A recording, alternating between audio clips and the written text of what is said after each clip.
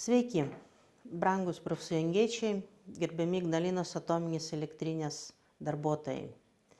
Panašu, kad šios savaitės pozityviausia žinia tai, kad įmonės valgykloje patiekalai didesni, lėkštės yra gražesnis. Viskas gerai. Ačiū Dievui, tiek darbuotojai, tiek profsąjungos kelių metų balsas pagaliau išgirstas. Nors savaime suprantama, kad tai turėjo būti žymiai anksčiau. Darbuotojai turi pavalgyti skaniai, padoriai. Tačiau tai žinoma sveikintina, bet tai manau, kad nėra pagrindinis motyvacinis aspektas. Visgi pagrindinė motyvacija tai yra darbuotojų darbo užmokestis, padorus darbo užmokestis, saugios darbo sąlygos. Deja, įmonėje pastaruoju metu problema yra ir su to, ir su kitu. Kalbant apie darbo užmokestį. Kaip žinoma, dabar svarstomas biudžetas, šalies biudžetas, įmonės kitų metų biudžetas, kadangi deja nei įmonė, nei valdyba, nei ministerija nėra šiai dienai linkusios dalintis su profesinė sąjunga kaip darbuotojų atstovais informaciją, išgirsti mūsų pasiūlymus socialinio dialogo formate, tai esame priversti tuomet diskutuoti ir teikti pasiūlymus viešai, tiek čia, tiek Seime, tiek gali būti teks ir Europos komisijos lygmeny. Matom, kad kitos išeities šiai dienai neturime. Problema yra su darbuotojų pritraukimu, ypač pastaruoju metu. Ir atsižvelgiant į tai, kad nuo sausio 1 smarkiai keičiasi, tai yra didėja ženkliai minimali alga, tai mes laikomės ir pateikiam pasiūlymus, kad turi būti kol kas darbo tvarka anksčiau peržiūrėtas bazinis atlyginimas, taip pat reikia peržiūrėti ir skatinimo schemai numatytos lėšos. Tai taip, kaip buvo šiais metais, manau, kad būtų itin žalinga pakartoti tą situaciją ir pakartoti, skaityk, dvigubą apimtimi 35 vadovams. Tai tikrai nėra priimtina. Todėl mes raginam ir darbdavį, ir ministeriją, kol dar ne vėlu, visgi prie derybų stalo sėsti ir teisingai paskirstyti numatytas lėšas. Kalbant apie tai, kad šią savaitę teko girdėti, kad neva Visagine darbo rinka yra išsisėmusi. Aš manau, kad tai ypač neatsakinga taip sakyti. Ir matom tokią tendenciją, kai darbininkų, taip reikalingų specialistų darbo užmokestis yra šiai dienai itin nuvertėjęs.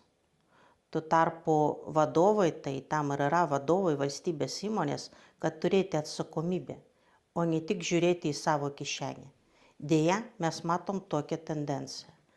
Ir taip sąmoningai nuvertinti savo darbuotojų, regiono žmonių mūsų darbo užmokestį ir po to sakyti, kad sunku pritraukti žmonės, rinka išsisėmė, tai mano galva tai yra ypač ciniška, neatsakinga ir žalinga.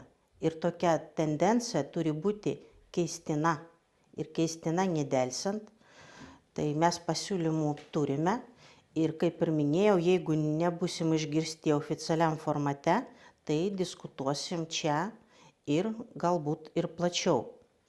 Manome taip pat, kad dabar pats laikas, atstatant socialinį dialogą, jeigu tikrai įmonė to nuoširdžiai nori, tai mes atstovaudami darbuotojus, tai esame pasirengę viskam.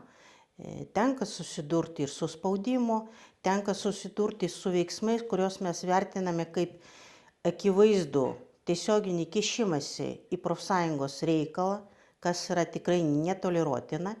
Ir tikimės, kad darbdavys už tokį nesusipratimą, mažiausiai bent atsiprašys, o geriau keisti tokią tendenciją. Įmonėje tikrai yra pakankamai daug problemų, kurios nėra sprendžiamos, tai ne tik finansinės problemos.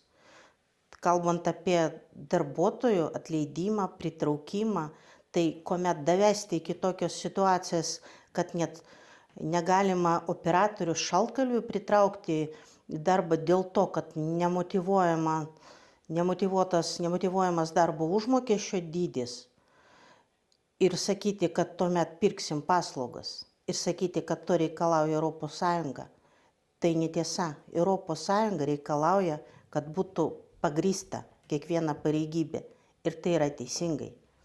Mes iš Europos komisijos jau girdėjom tokį pasiūlymą, kad galbūt jums vadovų reikėtų ir vadybininkų atsiųsti iš Europos, jeigu čia trūksta, negalit pritraukti. Akivaizdu, kad dabar jau galima pritraukti ir konkursai net iki 47 žmonių į vieną vietą vadovo. Tai vadinasi, daugiau nei motyvuoja darbo užmokesčio dydis. Negalim to pasakyti apie darbininkus, apie specialistus. Ir tokiam fone sakyti, kad paprasčiau, ką mes matom tokią tendenciją pirkti paslaugas, samdyti rangovus vien dėl to, kad negalit pritraukti, tai aš sakyčiau, kad įmonė tokiu būdu vadovybė pasirašo dėl savo neveiksnumo visiško, dėl netikusio valdymo.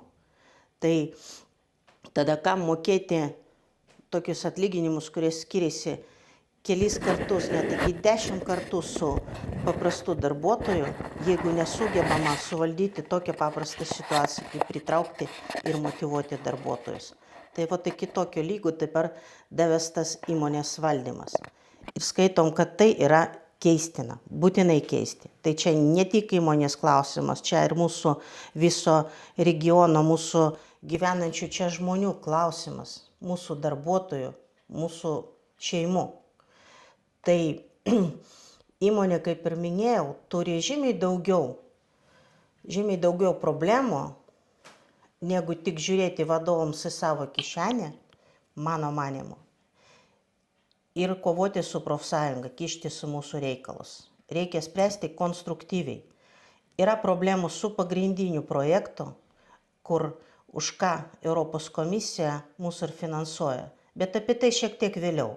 Ir galbūt teks sakyti viešai ir būtent čia, jeigu nematysim, kad įmonė ir toliau nėra linkusi socialiniam dialogui. Bet, kaip ir minėjau, šiek tiek vėliau, bet ne per vėlai, kad jau nebūtų galima kažką pakeisti ir tai atsilieps visiems Lietuvos gyventojams, ne tik mūsų įmonės darbuotojams. Tad įmonė tikrai patikinam, kad mes būsim aktyvus, svarstant biudžetą ir raginam dėrėtis ir raginam atsakomybės. Mes norim būti išgirsti. Mes ne savo poziciją išsakom, žmonių poziciją. Tai iš Vilniaus ofiso ne viskas matoma matyti. Ir žmonės turi būti tikrai vienodai vertingi, tiek dirbantis Vilniaus ofise, tiek dirbantis čia įmonėje, kur pagrindiniai darbuotojai ir dirba. Ir mes turim teisę būti išgirsti ir žmonės turi būti gerbiami lygiai taip pat. Ačiū.